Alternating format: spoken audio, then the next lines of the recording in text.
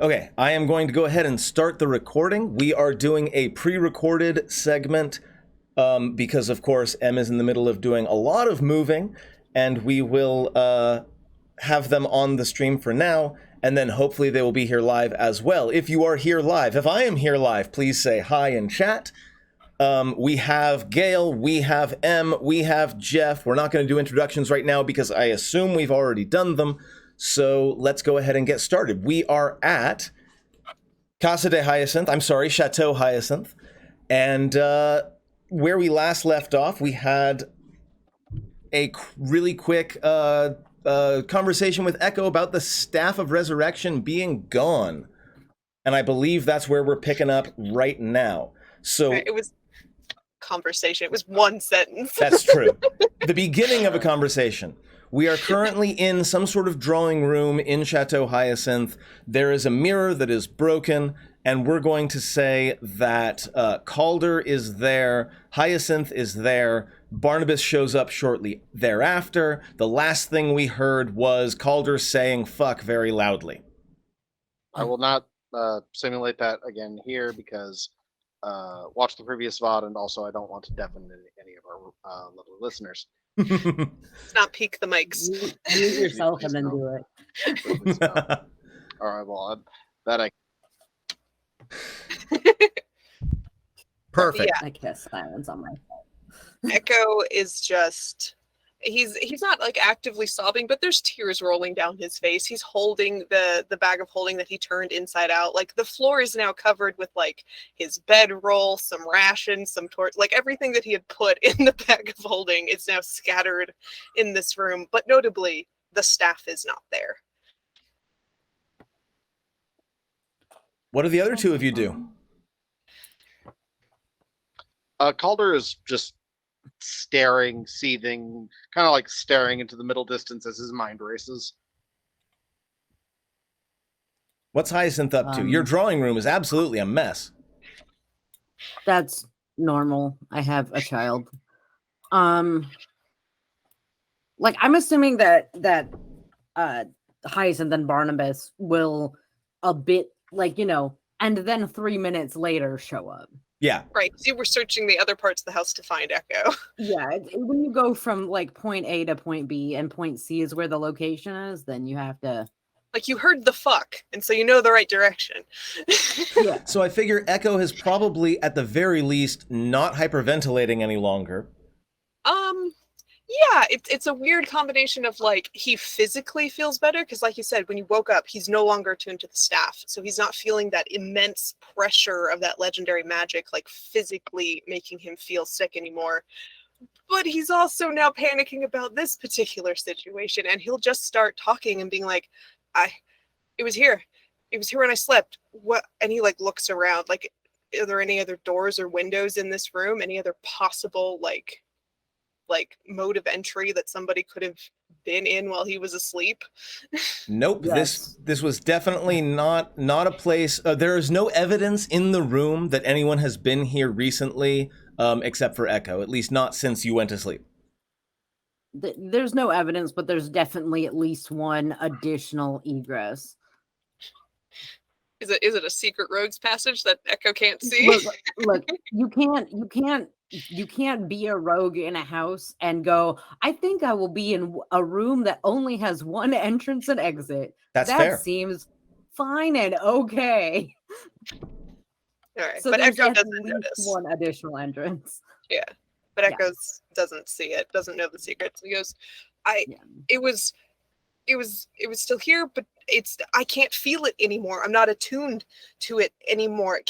How can that even happen? How long was I asleep? This is where Barnabas will make his entrance, and he'll say, "You haven't been missing for more than a few minutes." That doesn't make Calder. That doesn't make any sense, right? Like, magic items. Is it? I don't even. Did it get sent to another plane? Is there a hole in the bag? I am not aware of anything that can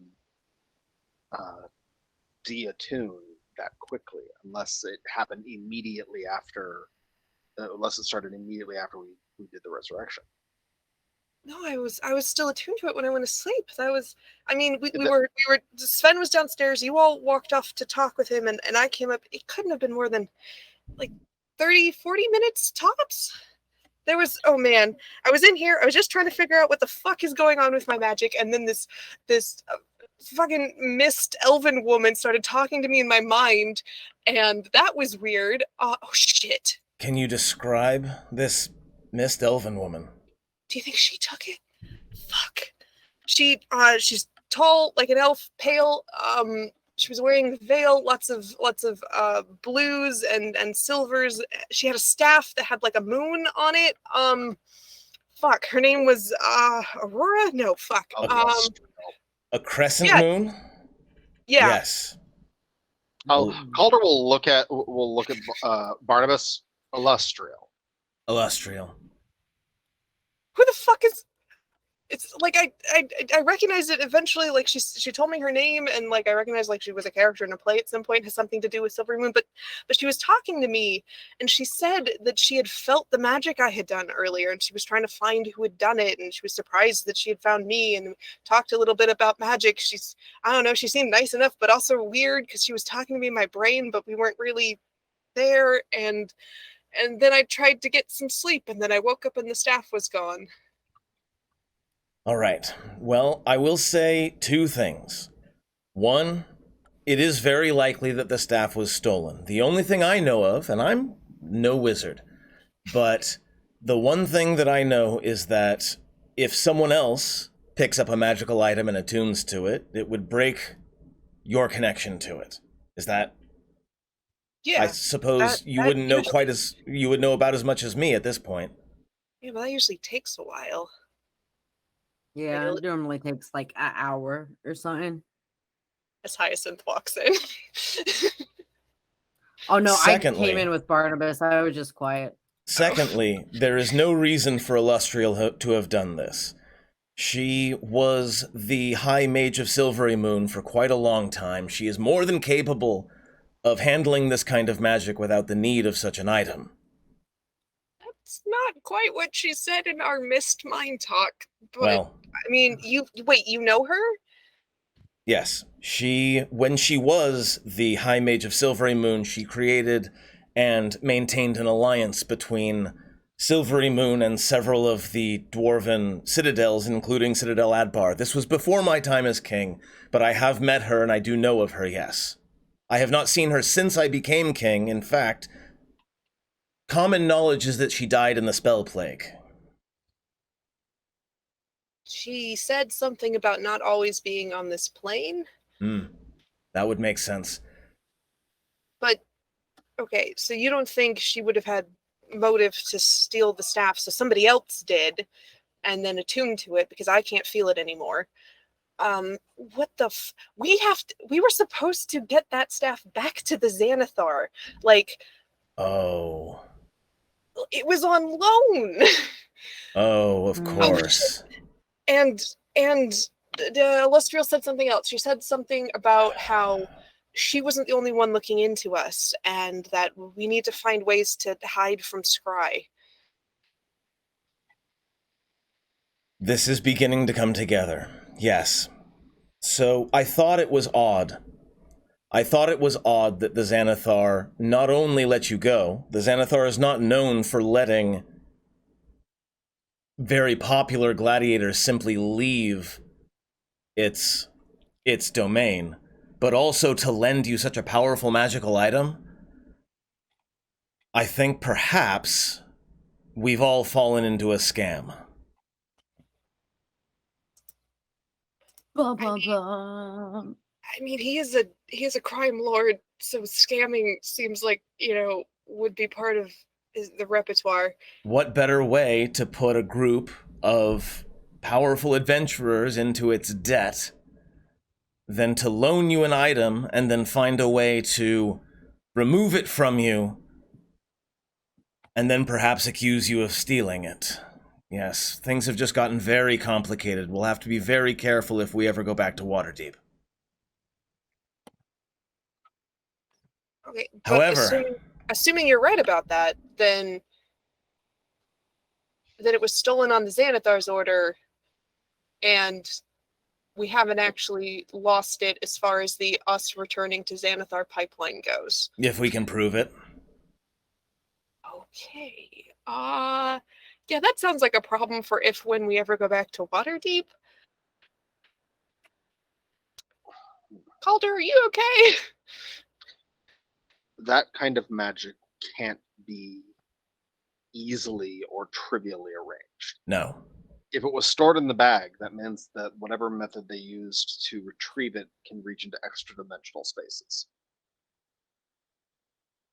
At That's this not point, Barnabas kind of shrugs. He's like, "This is beyond my ken." that kind of magic is, while not as dramatic as the staff itself, at least nearing its height. We're talking very high-end conjuring. Well, we know the Xanathar employs mages.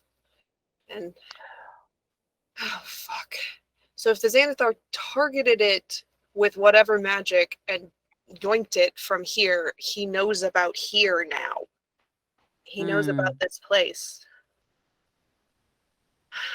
Fuck. He knows there's wealthy individuals and skilled fighters in Silverymoon. I have a feeling he already knew.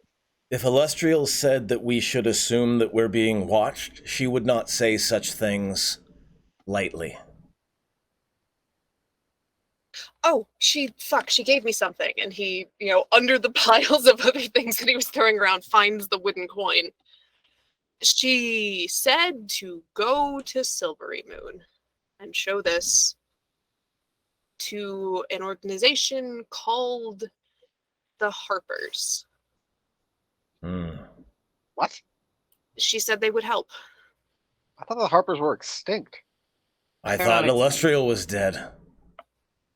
What? Fair enough. Wait. Do you know about the Harpers? No, you. No, you thought they were extinct. Hyacinth, you said they're not? No, they're not extinct. Do you know about them? I mean, I know some things. She kind of hinted they were a little bit of a secret. They're like openish. They're more active in Waterdeep.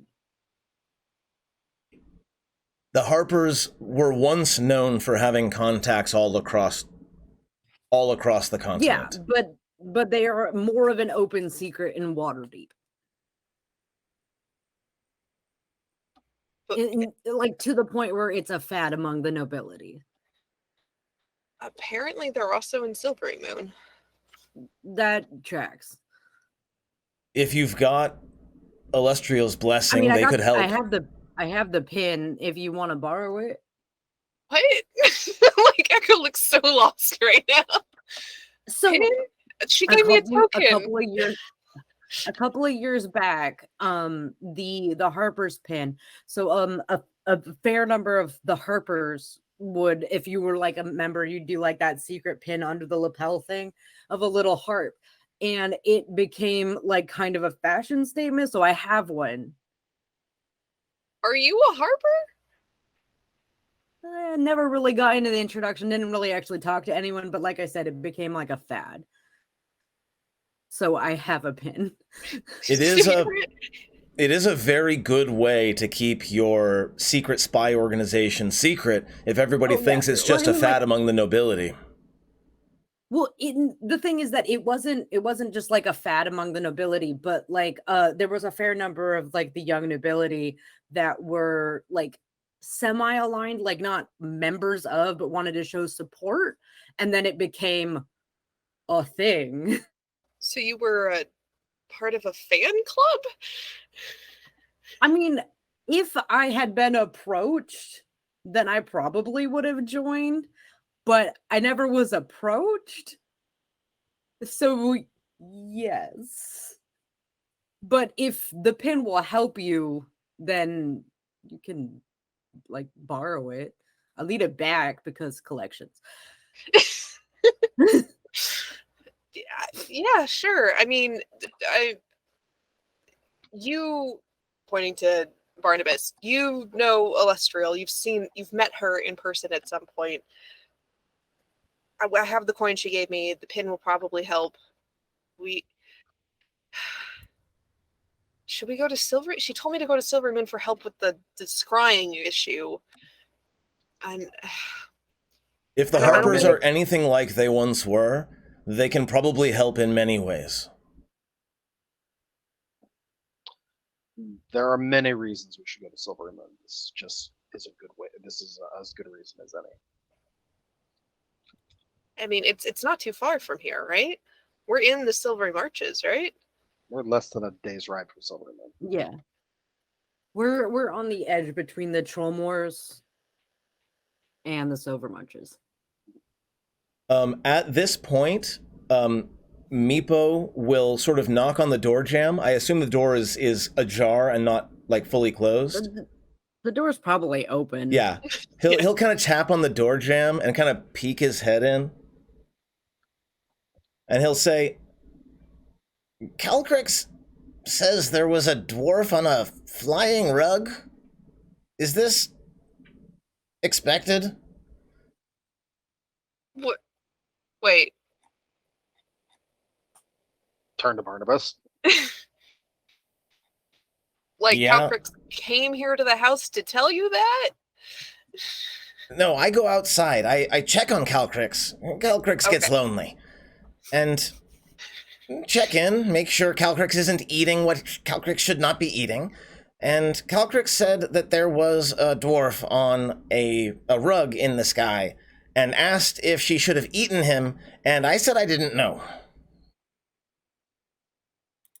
As a rule, no. Yeah, where is Sven? Turns to Charlotte Barnabas. took him outside. I hope to do a put down, but probably not. What? Sven is an idiot in many ways, but he is useful, and he does possess a flying carpet, so it was probably him. Possibly Yeah, heading in back my house, to the front lines, yes. uninvited. Something for which I still owe you. So, wait. So is he leaving, or should we like borrow the carpet to get the Silvery, or just take the carriage? Oh, dwarf already left. Left Outgoing. in that way. And Meepo does point. I believe Silverymoon is east of where you Yes. are, and he kind of points in the direction of Silverymoon. And Barnabas will go, Why okay, would Sven go to Silverymoon? because that's He's where the an impulsive teleportation wizard. circles are. Of course. He probably used the teleportation circle to get here from wherever the army is at the moment. He wasn't able to make a report to me before he was very rightly kicked off of the premises. Right. He was marching your troops? So if he left, then hopefully they've already gotten to Mirabar. Yes, which means perhaps I should go as well.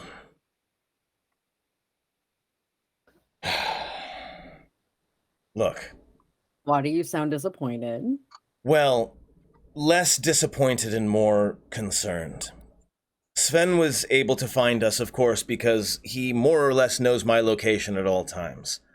But if you are Creepy. being scried upon, if eyes are on you, then we should assume that both the Xanathar and our enemies up north know of this place. And that means you, Hyacinth, and your child are in danger. I have a crazy wife. Yes. And a small army, but Calder chuckles. Like, that's a fight I would actually pay to see. And your own wizard who's living I'd here even right bet. now, I'd right? even bet on. Yep. I'd even. and I'd even bet I on have more. I have a good knife hand. Mm-hmm. Sven found that I out have a firsthand. pretty good knife hand. Or at least I'd Reasonable. like to think I do. Yeah. Eight But out of 10. 8 out of 10. I would Clarions. feel better. I would feel better if there was a squad of shield dwarves here to protect you and your property from anything that might harm you. Is that something you would be amenable to? Do I have a king forcing me to have a squad of shield dwarves? No, absolutely not. This is an offer, not a demand. I just I don't want... think I already lost one of you and just got you back.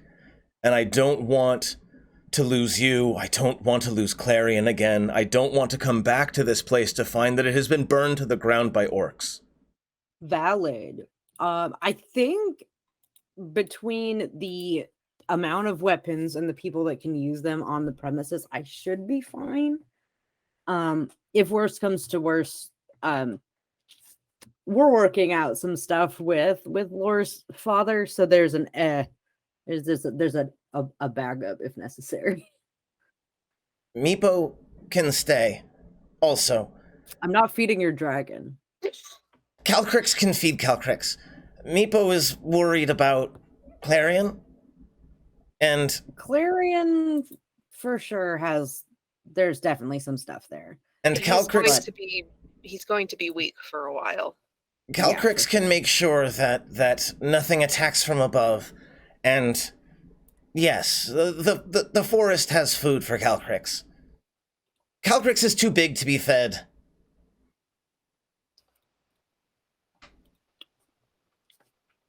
Wait, There's a fair number of trolls. There's some orcs and other such creatures in the troll moors. However, the border should be fine, but I wouldn't venture too far north because that will get back into many arrows. I mean, that's far enough away. I'm like, my holdings aren't huge. But if Calcrix is farther away from the tribe, what about them? Meepo is the keeper of Calcrix. Calcrix decides where she goes, more or less, whether or not Meepo says anything. But Calcrix is interested in all of you, and is fond is too strong a word. Calcrix respects you. And he turns to Calder and says, especially you, friend Calder. Calcrix respects friend Calder. And a friend of Calder is someone that Calcrix would want to protect. Calder will reflect on that for a moment. Wait, From what I recall, white dragons are many things, but they are not typically liars. Calcrix not liar. Calcrix knows that you saved Meepo and then saved Calcrix.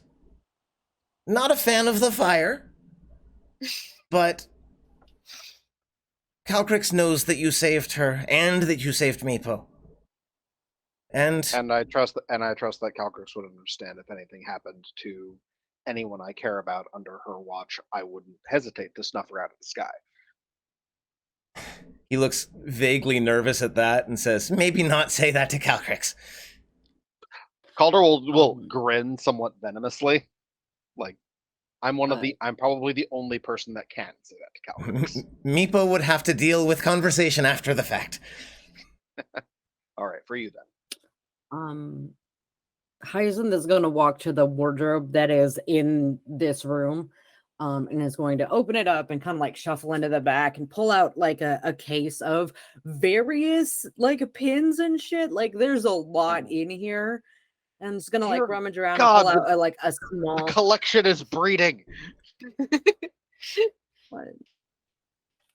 Oh shit! Oh shit! You okay? Sorry, my computer just made smoke happen. Wow, that's not good. Yeah. Are you okay? I think the fan got like the computer itself, its fan. Yes, of course, today. We'll give you the Harper pin. That was terrifying, actually. I need to clean out my fans. Clearly. Okay. Yeah, Echo will take the pin and like pin it on the inside of his outfit. And then kind of look Hyacinth around. will repin the pin on Echo. We're gonna wear it. Oh, I thought you said it was a hidden pin thing. Oh no. Like it's one of those like we're gonna adjust it so it's in the right spot, so it's easy to deal with. To show. Yeah. Echo's just kind of looking around the room at not only the broken glass from the mirror, but also like all of his stuff that got dumped out of the bag, and it's just like, are we leaving today?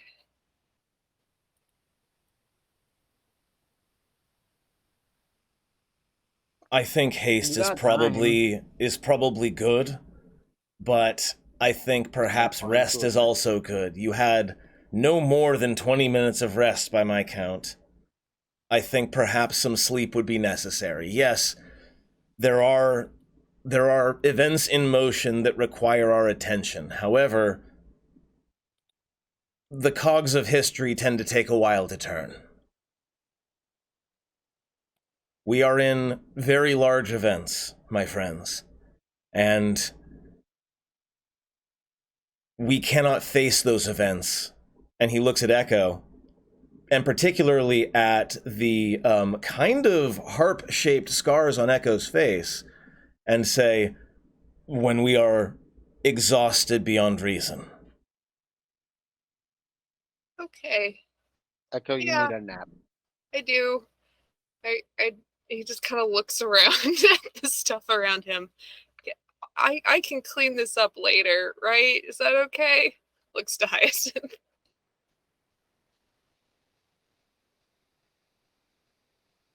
I'm sorry. Say that again. I was looking at a damage control over my computer.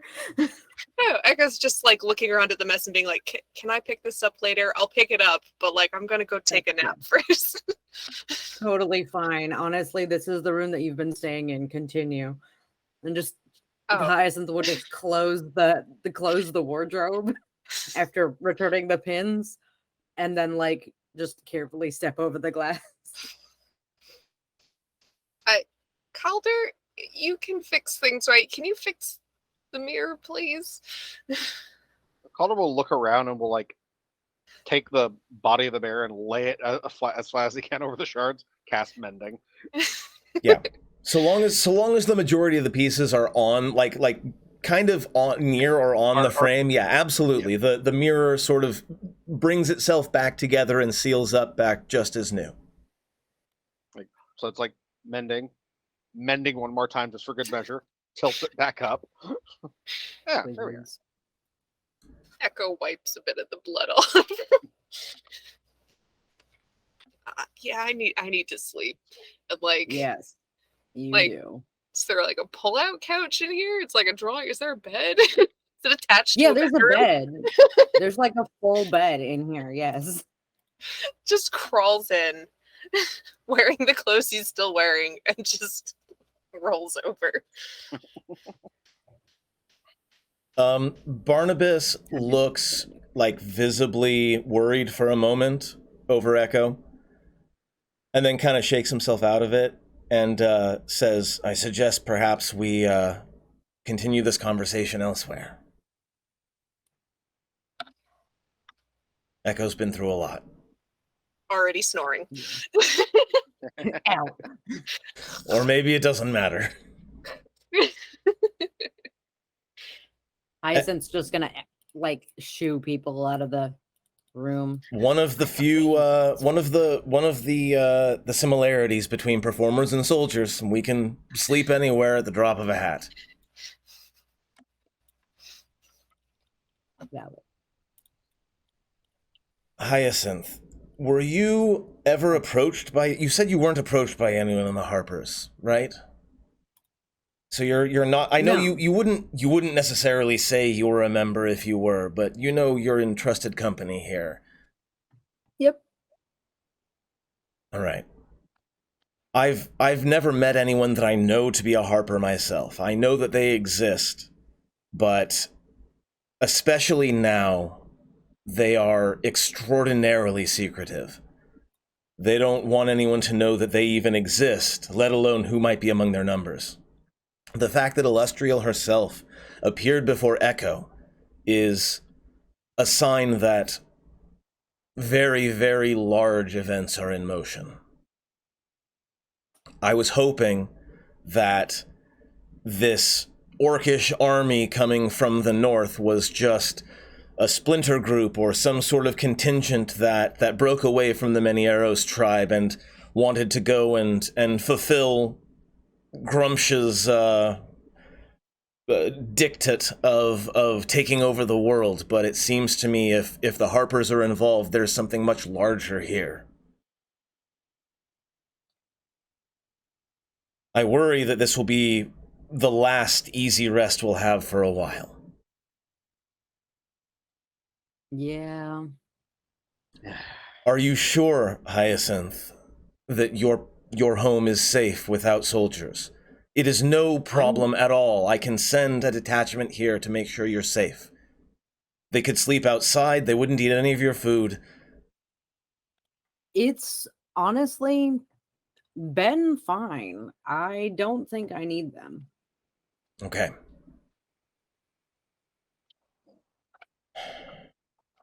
He reaches into his own pack, and like his pack, you note that he reaches a little bit further down into it than perhaps would be warranted by the size of the pack. And he pulls out a scroll case. And he says, I took the liberty of having a quick out-of-character note. Sending is a wizard spell as well, right? It's not just cleric? Yeah. Yeah. Okay. Just making Wizard, sure. Yes. I didn't want to say anything super weird, making everyone think he was a dual class or something.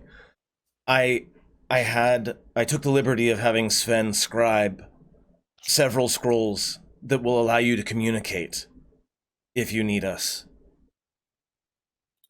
And he'll hold out the scroll case, and he'll say, Clarion or Charlotte should be able to make use of them.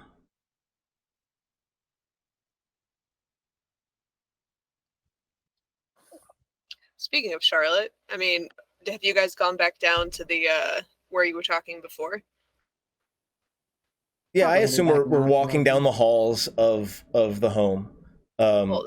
Since Sven took off, Charlotte would be making her way back to the estate, like with the wizarding book that was Switch left that over there. pick. Yep. Excellent. Yep.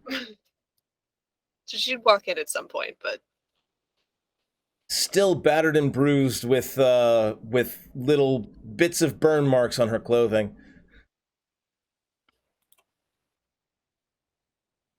So, Silverymoon. And he looks torn for a moment. And he says, I find that my attention and care is split. With Sven coming here, that means, as you said, it's very, or as Echo said, it's very likely that the dwarves of my citadel have either arrived at the Stone Tooth or are about to do so. They will need me, but I feel like you may need me as well. Would you like me to travel with you? And he'll look to Calder. The road between here and Silverymoon is well patrolled and should be safe. But then, I don't know that anywhere is safe these days. You are needed with your people, my friend. Yes. Yes, I am. If anything of our recent adventure should prove to you is that myself and Echo are more than capable of defending ourselves. He'll straighten up. Yes, I find that I have fallen into despair of late, and that is not helpful to anyone. There is at least a battle and possibly a war to be fought. And you're right, I am needed. I think Charlotte will walk in at that moment and go, well, if you were hoping to leave with Sven, he's gone already.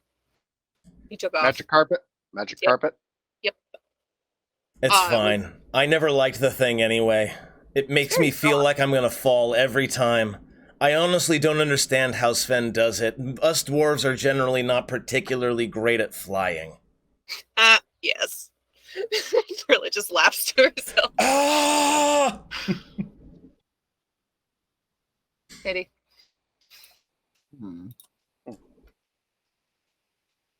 So, sorry, who's taking off? Who's going where? What's happening? I was out talking wizard shop. We are considering leaving for Silverymoon. I believe that I will accompany you as far as Silverymoon, because I have contacts there that can get me back to my army more quickly than if I were to walk or ride. So those teleportation circles for you. Well, And there's that. as I understand these things, Sven has explained them to me before. A teleportation circle needs to go to an existing teleportation circle.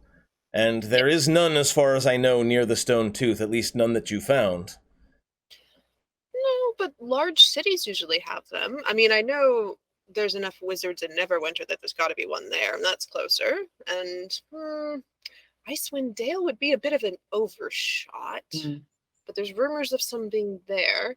But of course, the people at Silverymoon will know where their teleportation circles can connect to. So Yes. You'll just have to ask your contacts there if they have a closer place to get to.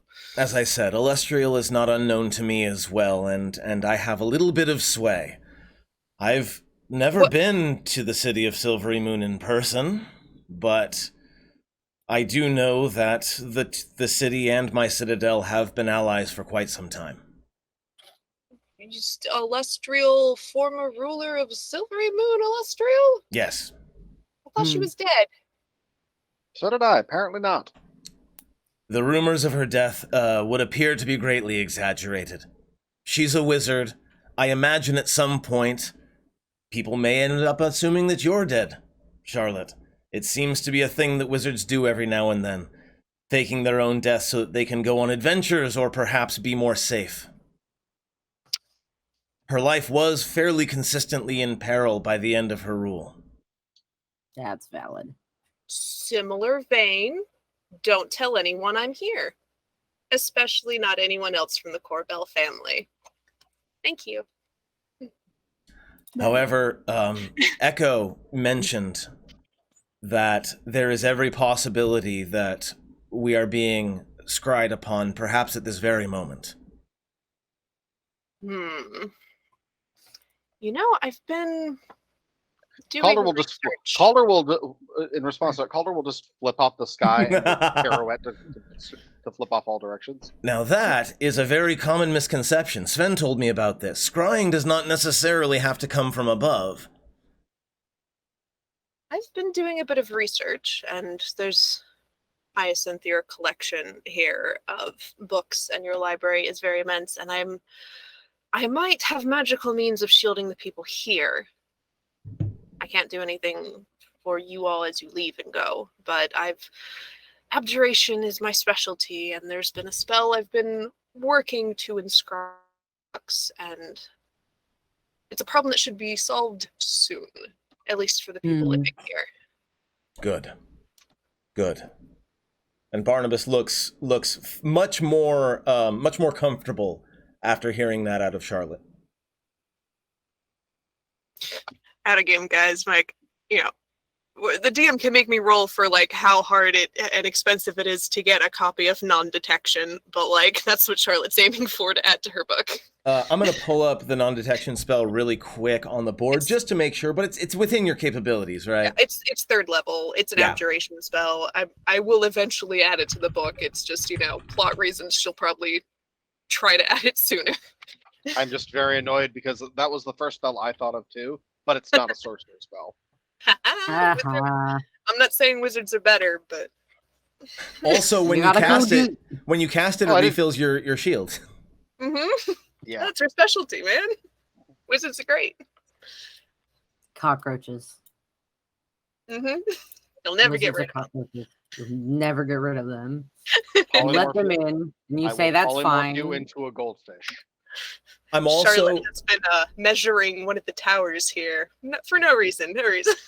Never gonna non-detection leave. is also it's an 8-hour duration spell, and it doesn't have any specific rules for upcasting, but I'd be willing to have it last longer with a higher spell slot and perhaps a ritual and maybe some semi-expensive. We'll talk about it Yeah. some other time. That's not a That big is deal. that is something Charlotte is intending to do here off screen while the party is going on. Yeah, I feel like having a wizard on site is probably sufficient to keep the place more or less scry proof.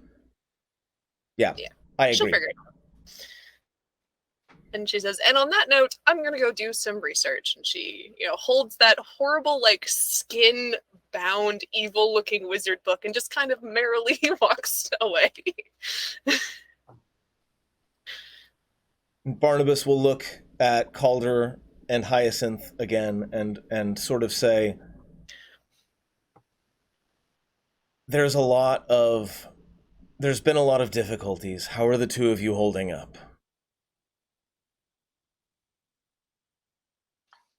Calder will take a deep breath and will hold a hand up, and a small weasel will just pop out from under his collar and to be pet for pets. I am doing pretty okay, actually. Barnabas will yet. Barnabas will kind of hold up his finger, and the weasel will probably hiss at him, and Barnabas will go definitely hit. It'll smell him and then hiss rather dramatically. I've never been one for rodents, but to each their own, I suppose. I'm sure one of the pets will like you. That reminds me, I need to make sure I have an apology ready for the fire people. What were you saying? Oh, Hyacinth hasn't died yet. That's what Hyacinth said. Unfortunately, not everybody under this roof can say as much. Accurate. Take care of him. I know you will. I know you've been taking care of him longer than I've known him, but again, I know it was the roper and not me, but I feel poorly for putting you in that position in the first place. For putting him in that position in the first place. I'm glad he's back. I hope he recovers soon.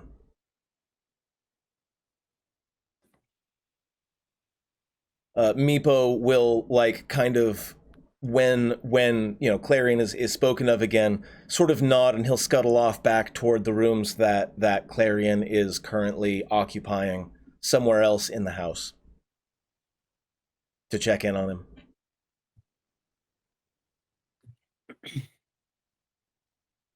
Yes, well, rest, prepare. We have, and he's speaking to Calder, we have a journey tomorrow.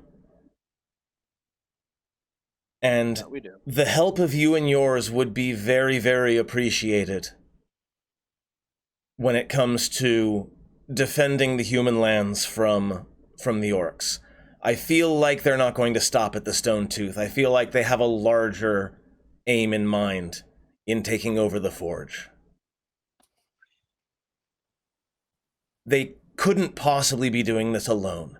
There are orcs that are talented smiths, but they couldn't possibly have known that the Stone Tooth was there and that it was being explored again without external help.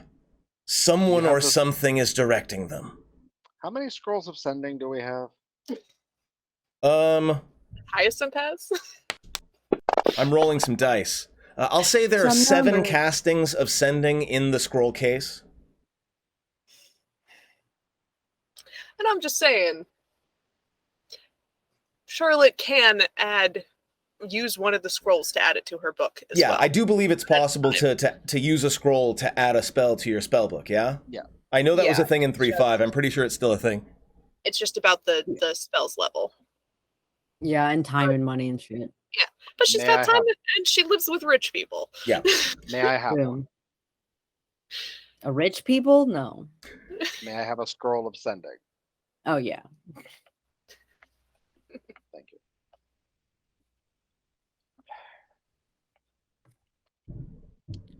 I will use this to contact my father immediately. Calder says that with like wearily. like a very wary level of reluctance.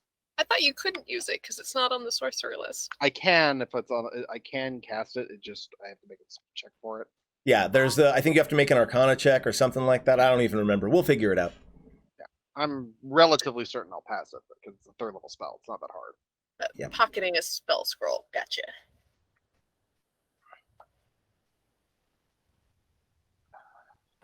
Friends, is there anything else we wanted to discuss or do before the long rest, which I'm about to apply to your characters? Gasp. Yeah. I'm good here.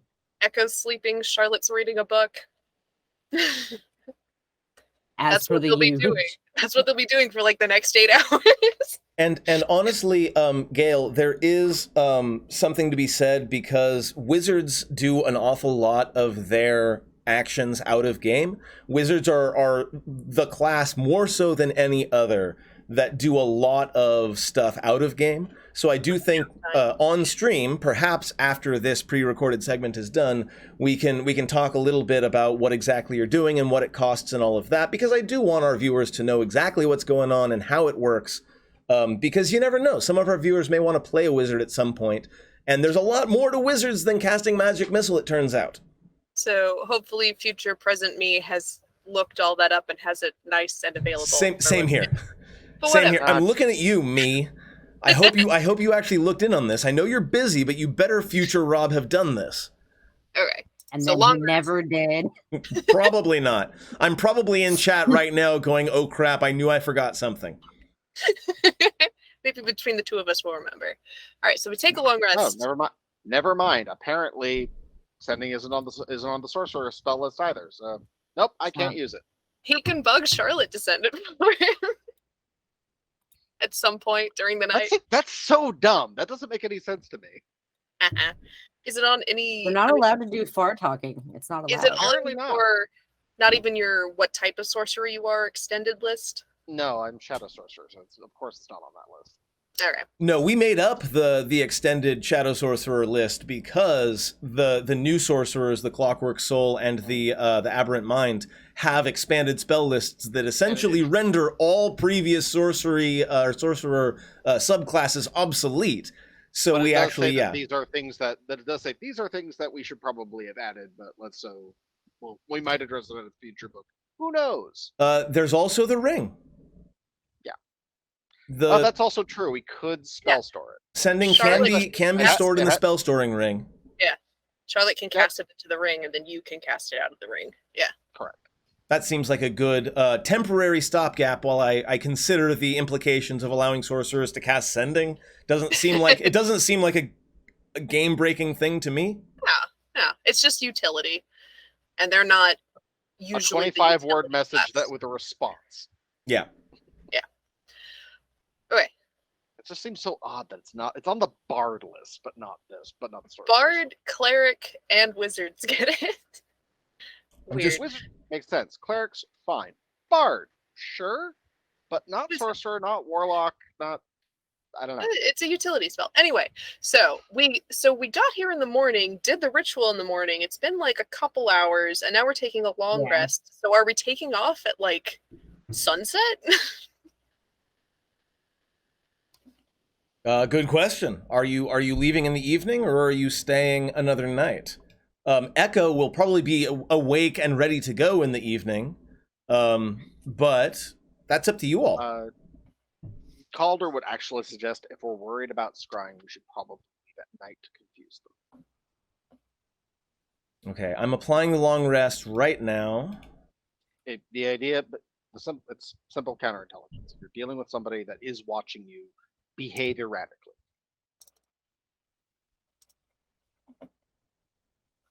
And I think, unless there's anything else, that's where we can wrap up the pre-recorded segment and we can begin live with Gail and Jeff. What's up? Well, I was hoping, we're taking off. So this is the goodbye scene. Mm-hmm. Meepo and Calcrix are staying behind. Echo is definitely going to give Meepo lots and lots of hugs before they leave. and thank Hyacinth for housing them and for being a lovely host, and hopefully the next time we talk, it'll be with good news and good tidings. One would hope. As you are saying your goodbyes, you hear a dragon cry overhead, and you look up and see the larger than you remember shining white form of Calcrix. Now, the last time you saw Calcrix, the last time those of you who saw Calcrix, she was kind of, well, she was shackled, and she had not a particularly a vibrant white color to her scales, but now she gleams, and as though every scale has been lovingly polished. And she circles in the sky a few times, and she lands more or less as Echo is hugging Meepo, and kind of gives one of those sort of possessive half growls, and then notices that Calder is looking at her, and she kind of steps back a half a step.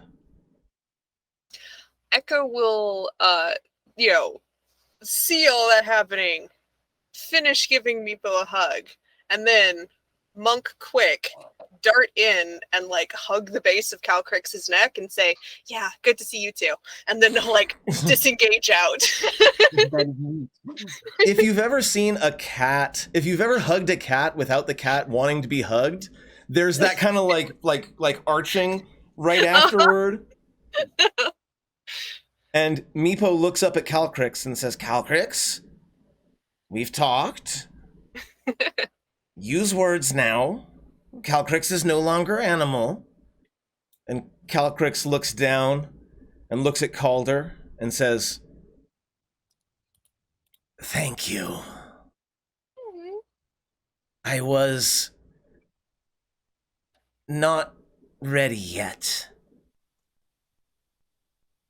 And I could have..." She looks at Meepo. "Thank you." And then, as though she turns away and starts grooming her scales as though you're not there. as though everything that she just said and everything that just happened totally didn't just happen, and eventually turns around and takes off, unless Calder has anything to say ahead of time. Calder won't say anything, but is clearly not flinching from eye contact and just nods to Calcrix. We know where the pecking order is, and that's fine. Mechanically, Calcrix is a young dragon now, as opposed to a wormling as she was when you met her in the Sunless Citadel. Uh-huh. And she will go ahead and take off and begin circling the skies again. As she takes off, Echo is going to, a little hesitantly, but then doing the motions, cast Thaumaturgy and call up to her and say, "A Sunless Citadel kid's got to stick together, yeah?" Oh, she's gone. But he did successfully cast the cantrip. Okay. All right. Bye. Just starts like walking backwards, like towards wherever the carriage is waiting. And, Meepo, of course, his eyes will follow Calcrix as she flies away, and he kind of sort of rubs the ridges of his face where the red of his scales have begun to kind of bleach white.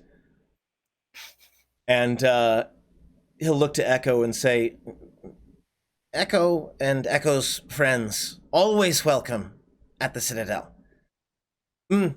Place where goblins once lived, much cleaner now." Yep. That wasn't a very high bar to clear, though. It usually happens when goblins move out. Well, and you kind of, those of you who are there, which I think at the moment is both Hyacinth and Calder, sort of flash back to Meepo himself sleeping in a pile of filth when you first met him.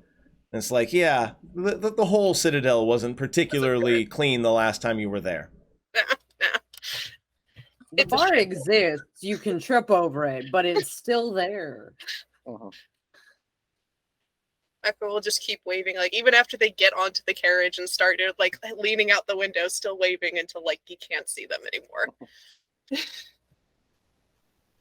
And with that, friends, I think we're going to go ahead and end the pre-recorded section. It's been almost an hour, so we'll go ahead and jump back in with me and Gail and Jeff live so that we can continue on with the journey itself. For us, it will be about 24 hours from now. For you folks at home, it will be in just a few moments. We might take a very short break in the meantime to make sure everything's set up properly. Thank you for watching so far. Hey, Em, why don't you go ahead and plug your pluggables really quick since you won't be here? Let's see. I'm one silver key on all the things. I have a GoFundMe because I'm moving. And also I lived in a hotel for a month. And that's Yeah, expensive as shit. Very expensive. We'll make sure to drop that link right now. Please do click that link and donate if you can. And we all also, know I that might moving need is to get a new expensive. computer. Yeah. Entirely possibly. Yay. Sure. Why not? All right. Take care, folks. See you in just a few minutes.